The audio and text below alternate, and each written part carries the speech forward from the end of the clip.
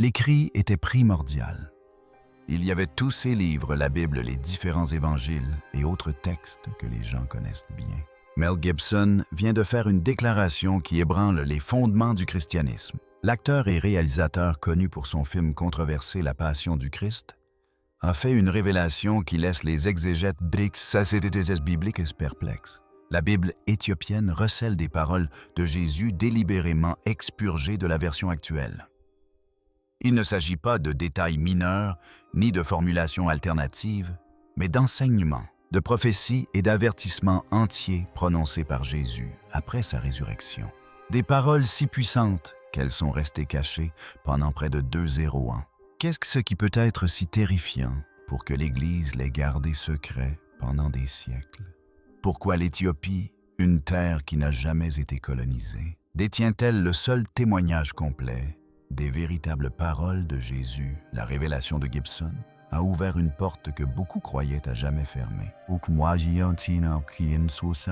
Si vous voulez connaître la vérité qu'on vous a cachée, likez et abonnez-vous dès maintenant. Ce sont des informations qu'ils ne veulent pas que vous voyiez. La révélation du message de Jésus dans la Bible éthiopienne. Depuis près de 2000 ans, les chrétiens entendent le même récit. Jésus s'est ressuscité, est apparu à ses disciples. Puis, sa vie est montée au ciel. Mais en Éthiopie, de très anciens livres chrétiens livrent une version plus profonde de cette histoire, une version méconnue de la plupart des Occidentaux. L'Église orthodoxe éthiopienne possède l'une des Bibles les plus anciennes et les plus volumineuses au monde. Certains de ces livres n'ont jamais été acceptés par l'Église romaine. Ils comprennent des écrits qui relatent les enseignements de Jésus après sa résurrection, démontrant ainsi que son message ne s'est pas arrêté à sa sortie du tombeau. Ces écrits anciens ont été précieusement conservés pendant des siècles par des moines éthiopiens qui les ont soigneusement recopiés à la main. Ils croyaient que les paroles de Jésus ne devaient jamais être perdues. Dans ses livres, Jésus n'a pas cessé d'enseigner après sa résurrection. Il a partagé des vérités cachées, donné des avertissements et aidé ses disciples à se préparer à l'avenir. L'un des plus importants de ses livres est le livre de l'Alliance. Il prétend consigner les paroles de Jésus à ses disciples après sa résurrection, mais avant son ascension au ciel. Dans ce livre, Jésus ne parle pas seulement comme un enseignant ou un prophète, mais comme le roi du ciel et de la terre. Il exhorte ses disciples à aller dans le monde et à bâtir le royaume de Dieu, non par les armes ni par la violence, mais par le Saint-Esprit, qui sera leur force. Il enseigne que ce qui se passe dans le cœur est plus important que ce qui se passe dans les temples ou lors des rituels. Il avertit également qu'avec le temps, ses paroles seront déformées et son nom profané. Il prédit qu'un jour viendra où l'on criera son nom dans les rues, mais où le cœur sera loin de lui. On bâtira de grands temples d'or et de pierre, mais on oubliera le temple de l'âme. Ces avertissements résonnent étrangement avec le monde d'aujourd'hui. Jésus prédit des guerres, des des mensonges pris pour vérité et des familles déchirées. Il déclare « Les ténèbres viendront quand les hommes ne reconnaîtront plus sa voix ». Un verset poignant dit « Heureux ceux qui souffrent non pour mon nom, non en parole, mais en silence ». Il révèle un Jésus qui chemine avec ceux qui souffrent en silence, ces oubliés, ces invisibles, mais dont la foi demeure profonde. Un autre livre éthiopien, la Didkalia, prodigue des conseils pratiques pour vivre en véritable disciple. Il recommande la simplicité, le jeûne, la prière fréquente et la nécessité de se tenir à l'écart des dirigeants corrompus et des traîtres avides. Jésus met en garde contre les faux prophètes qui, sous couvert de sainteté, exploitent les pauvres en secret. Il dit « Ne soyez pas comme les scribes de l'avenir vêtus de robes blanches, qui dévorent les maisons des pauvres. » Si les secrets du passé peuvent encore transformer notre perception de la foi et de la vérité, quel récit caché recèle le plus ancien et le plus mystérieux livre sacré du monde? La Bible éthiopienne, approfondissons le sujet. Le feu oublié et la véritable voix du Christ. Ces mêmes thèmes et textes contiennent également une prophétie sur l'avenir de la foi. Jésus affirme qu'au dernier jour, sa voix s'élèvera de nouveau de lieux inattendus des déserts des montagnes et même des enfants d'esclaves. Il dit que son esprit parlera à travers ceux que les puissants ignorent. Cette idée bouleverse l'image traditionnelle de l'Église. Elle signifie que la vérité peut venir non pas des dirigeants, mais des humbles et des oubliés. La longue histoire chrétienne de l'Éthiopie explique en partie la conservation de ces textes. Le pays est chrétien depuis le IVe siècle, mais fut coupé de Rome pendant des siècles. De ce fait, il a conservé une foi plus spirituelle et mystique. Dans ses écrits éthiopiens, Jésus parle des anges des démons et du dessein de l'âme. Il exhorte les gens à prier de tout leur être et non seulement avec des mots. Que leur corps devienne une prière vivante. Il dit que leur silence soit plus éloquent que les sermons. Les Éthiopiens expliquent également que l'Église occidentale a rejeté ces écrits pour 3 raisons principales. La première, c'est le contrôle politique. Rome souhaitait une Bible claire et simple, facile à utiliser. La deuxième raison est le mysticisme. Les livres éthiopiens regorgent de visions, d'anges et de combats spirituels que les dirigeants occidentaux jugeaient trop étranges. La troisième raison est la crainte. Ils craignaient que si les gens entendaient ces enseignements, ils suivraient Dieu directement au lieu de se fier à l'Église pour être guidés. Certains textes éthiopiens affirment également que Jésus est resté sur terre pendant 40 jours après sa résurrection. Durant cette période, il a révélé ce qu'ils appellent les rouleaux célestes. Il enseignait que les anges le marchent aux côtés de chaque personne, que les démons murmurent à l'oreille des gens, que chaque pensée construit soit une échelle vers le ciel, soit un chemin vers les ténèbres. Il avertissait aussi que ses paroles seraient déformées, son image retouchée et son nom vendu. Quand on voit à quelle fréquence le nom de Jésus est utilisé aujourd'hui pour l'argent ou le pouvoir, ces paroles résonnent d'autant plus fort. Mais malgré ces avertissements, les textes éthiopiens se terminent sur une note d'espoir. Ils rapportent ce que Jésus a dit à ses disciples, « La vérité ne meurt jamais. » Il a dit, « Je suis la semence et l'épée. Je reviendrai. » Ces écrits présentent une image de Jésus bien différente. Une image plus forte, plus profonde et plus personnelle que celle que la plupart des chrétiens occidentaux connaissent. Ce Jésus-là n'appartient ni aux édifices ni au système. Il appartient au cœur qui le cherche sincèrement. Si une grande partie du monde a oublié ces dernières paroles, l'Éthiopie, elle s'en souvient. Et c'est peut-être là que la véritable voix du Christ a toujours résonné dans le silence, où la foi est restée intacte. Si l'Éthiopie a véritablement préservé les paroles oubliées du Christ, quelle leçon profonde!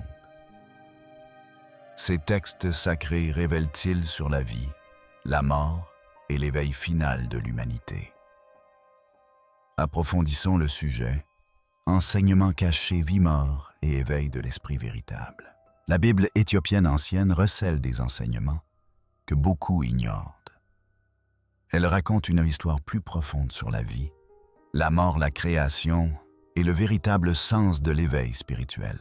Ces écrits affirment qu'après sa résurrection, Jésus a partagé des enseignements secrets qui n'ont jamais été consignés dans les évangiles communs. Pendant des siècles, des moines éthiopiens ont protégé ces textes convaincus qu'ils portaient la véritable voix du Christ. Dans ces livres anciens, Jésus enseigne que la mort n'est pas la fin de la vie. Il dit « Le corps est comme un vêtement qui s'use, mais l'esprit demeure. »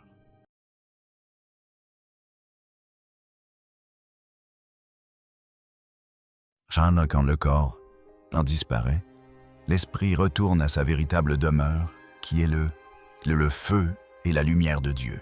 Ses disciples furent effrayés en entendant cela. Mais Jésus leur dit de ne pas craindre la mort. Ce qu'ils devaient en craindre, dit-il, c'était de vivre sans l'esprit. Il appelait cela la mort, qui rôde le cœur battant encore. Cela signifiait qu'une personne pouvait être vivante extérieurement, mais vide intérieurement.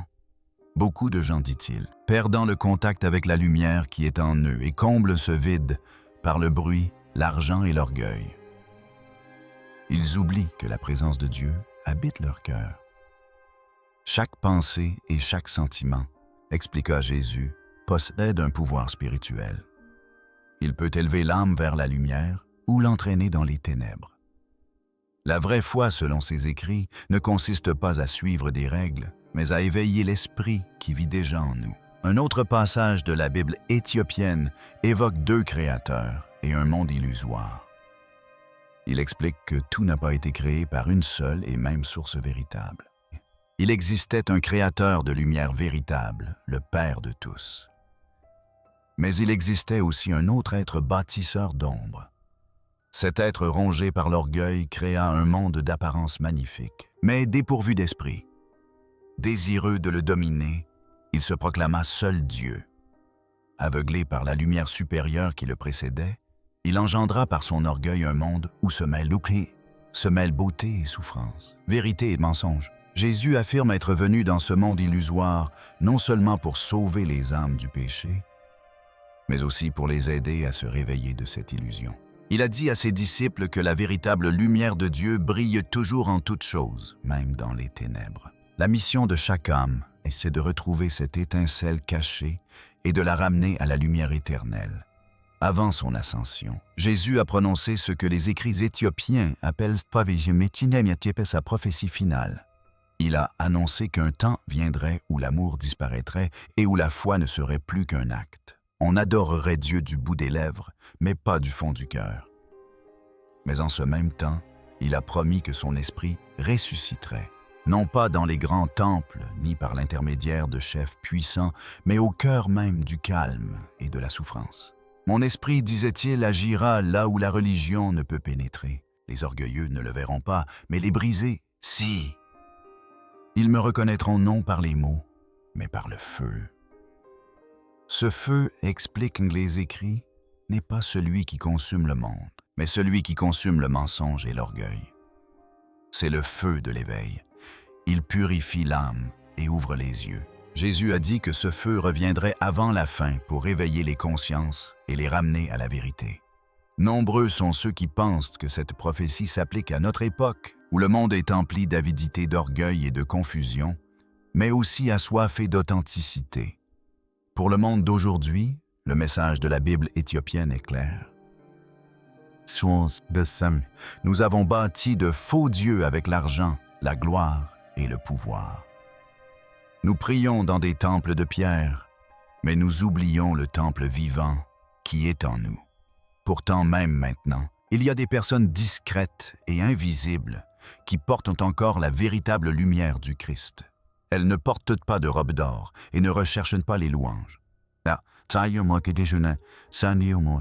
Ils vivent sereinement guidés par l'amour et la vérité. Leurs prières, dit-on, empêchent le monde de sombrer dans les ténèbres. Le cœur de ces enseignements est simple. Le royaume de Dieu n'est pas lointain. Il est en chacun de nous. L'âme est le véritable temple de Dieu.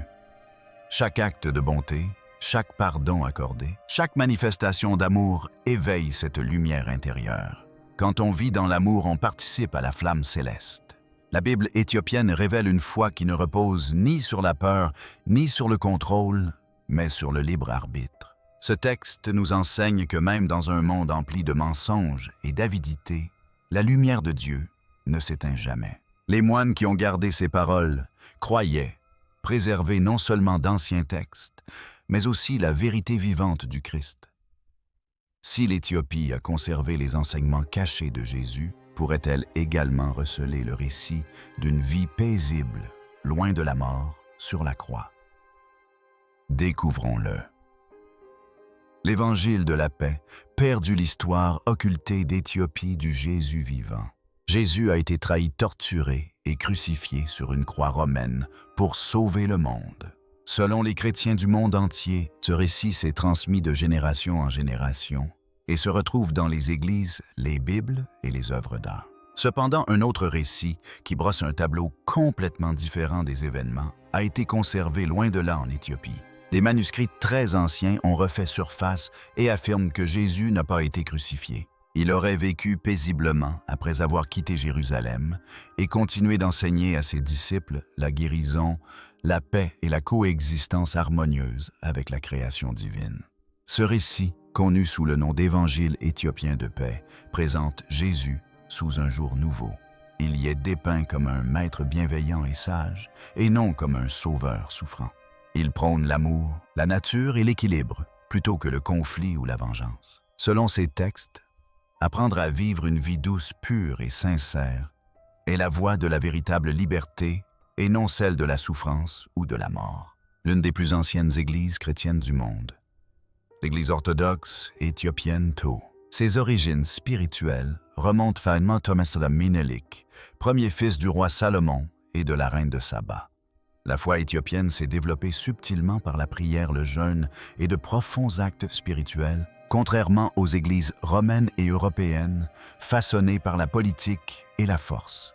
Dans d'anciens monastères, notamment à Liela et Aksum, les moines conservaient des rouleaux et des livres sacrés cachés écrits en gaélique, une ancienne langue éthiopienne. Ces écrits relatent l'histoire d'un Jésus qui s'entretenait avec ce qu'ils appellent les anges de l'air et de l'eau. Il enseigna à ses disciples à purifier leur corps et leur âme par le jeûne, la prière et les ablutions dans les rivières. Il appelait la terre « mère » et le Fils « Père », enseignant que toute la nature était sacrée et liée à Dieu. Selon cette version des faits, lorsque les troubles s'intensifièrent à Jérusalem, Jésus refusa d'être arrêté. Au lieu de cela, il se retira dans le désert suivant l'exemple des prophètes qui l'avaient précédé. Plus tard, son départ fut mal interprété. Et avec le temps, le récit de sa mort et de sa crucifixion se répandit. Selon les théologiens éthiopiens, ce changement n'est pas le fruit du hasard. Ils estiment qu'il a été façonné par l'Empire romain, soucieux de contrôler la perception de la foi. Lors du concile de Nia en 325 après Jésus-Christ, les autorités ecclésiastiques sous domination romaine ont choisi les livres qui composeraient la Bible. Les érudits éthiopiens affirment que ce concile a privilégié une version du christianisme centrée sur la mort et la souffrance. Un sauveur mourant, selon eux, facilitait le contrôle du peuple, contrairement à un maître vivant prônant la liberté de penser. Alors que Rome prêchait le sang et le sacrifice, l'Éthiopie perpétuait son message de vie et de paix. La Bible éthiopienne nomme Jésus Yeshua le guérisseur et non le Christ crucifié. Les Éthiopiens croyaient qu'ils souhaitaient que les âmes guérissent en leur cœur et leurs esprits vivent en paix et prennent soin des autres et de la terre. Les historiens contemporains remettent en question ce récit, faute de preuves romaines suffisantes. Cependant, les érudits éthiopiens nous rappellent que leur terre s'est christianisée bien avant Rome et que leur langue et leur tradition comptent parmi les plus anciennes du monde. Des archéologues ont même découvert d'anciens temples et des croix à Yeha et Aksum, témoignant d'un développement singulier du christianisme en Éthiopie. D'autres découvertes, comme les manuscrits de la mer Morte, révèlent l'existence de groupes religieux primitifs qui vivaient dans la discrétion, pratiquaient la guérison et se tenaient à l'écart de la violence. À l'instar du Jésus éthiopien et de son message de paix, ces groupes, appelés Esséniens, partageaient probablement les mêmes convictions de pureté et de paix. Que l'on considère ce récit comme un fait historique ou comme un message spirituel, il n'en demeure pas moins porteur d'un message fort. Ce texte invite à une profonde réflexion sur le véritable enseignement de la venue de Jésus. Sa mission se limitait-elle à mourir pour les péchés de l'humanité, ou s'agissait-il de montrer aux humains comment vivre en paix les uns avec les autres et avec la création divine? L'évangile de paix éthiopien n'est peut-être pas aussi répandu que la Bible enseignée en Occident, mais son message résonne avec intemporalité. Si l'histoire de Jésus en Éthiopie remet en question toutes nos certitudes sur la foi, qu'est-ce qui fait de cette terre ancestrale et non colonisée un lieu si particulier pour préserver la plus ancienne Bible du monde? Examinons cela de plus près. L'Éthiopie, terre non colonisée, se distingue comme l'une des nations les plus anciennes et les plus extraordinaires de la planète. Son histoire remonte à des millénaires, marquée par le mystère, une foi inébranlable et une résilience remarquable. Contrairement à la plupart des pays africains, l'Éthiopie n'a jamais été colonisée. Cette indépendance lui a permis de préserver sa culture, ses traditions et ses croyances ancestrales comme peu d'autres ont pu le faire. Nombre d'Éthiopiens croyant que leur lignée remonte à Cham, l'un des fils de Noé, une affirmation que l'on retrouve dans d'anciens écrits juifs. C'est pourquoi l'Éthiopie est souvent perçue non seulement comme une nation, mais aussi comme un pont vivant vers le monde biblique et l'une des premières civilisations de l'humanité. La foi a toujours été au cœur de l'identité éthiopienne. Bien avant l'arrivée du christianisme en Europe, l'Éthiopie connaissait et vénérait déjà le Dieu chrétien. Les archives historiques attestent de la présence du christianisme en Éthiopie dès le IVe siècle, non pas comme une croyance importée, mais comme une foi embrassée naturellement. Au VIe siècle, le voyageur Cosmos visita l'Éthiopie et la décrivit comme une nation chrétienne établie. Il écrivit également que les souverains éthiopiens accueillaient les chrétiens fuyant les persécutions, leur offrant refuge là où peu d'autres le faisaient. Certaines tribus éthiopiennes pratiquent cette foi sans interruption depuis plus de 300 ans, faisant de l'Éthiopie l'une des plus anciennes nations chrétiennes, au monde plus ancienne encore que l'Église catholique elle-même. L'Église éthiopienne préserve également l'une des versions les plus anciennes et les plus complètes de la Bible jamais écrite. Alors que la Bible du roi Jacques compte 66 livres, la Bible éthiopienne en comprend 88. Parmi ces textes supplémentaires figurent des écrits anciens comme le livre d'Hénoch et le livre des Jubilés, absents de la plupart des Bibles modernes. Ces écrits supplémentaires contribuent à la singularité de la Bible éthiopienne. Ils ont été rédigés en guèze, une langue ancienne que peu de gens aujourd'hui savent lire ou comprendre. De ce fait, une grande partie du monde s'y est restée dans l'ignorance de ces textes pendant des siècles. La Bible éthiopienne existe sous deux formes. Un canon élargi de 80 et un canon restreint de 72 livres. Plus tard, l'empereur Haile Selassie déclara le canon à canon et 3 versions officielles. L'indépendance ininterrompue de l'Éthiopie, sa foi ancestrale et ses textes sacrés révélant une vérité profonde. Les racines du christianisme plongent profondément en Afrique. Si beaucoup se tournent vers Rome ou Jérusalem lorsqu'ils pensent à l'histoire biblique, l'Éthiopie préserve discrètement l'une des traditions bibliques les plus anciennes et les plus complètes connues de l'humanité. Que pensez-vous de la Bible éthiopienne et de son histoire méconnue? Dites-nous. Tout ce que vous en pensez dans les commentaires ci-dessous. Merci d'avoir regardé. Nous espérons que vous avez trouvé ce voyage aussi passionnant que nous. N'oubliez pas de liker et de vous abonner et cliquez sur la vidéo suivante pour découvrir d'autres histoires de vos célébrités préférées.